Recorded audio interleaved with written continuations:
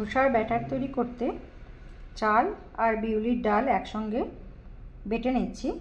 সারা রাত ভিজিয়ে রেখেছিলাম। এর সাথে আমি বেটে নিচ্ছি, আমাদের এই ফ্লেভারটা ভালো লাগে, আদা, লঙ্কা আর একটু মৌরি।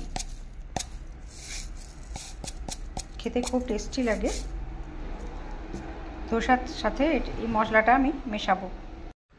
ধোসার ব্যাটারটা আমি এরকম একটু পাতলা করে রেখেছি, কারণ হচ্ছে আমরা একটু পাতলা ধোসা খেতে ভালোবাসি। এরকম করে রেখেছি। এর মধ্যে আদা, লঙ্কা আর মৌরি বাটাটা আমি দিয়ে দেব, আর সঙ্গে অল্প লবণ দেব।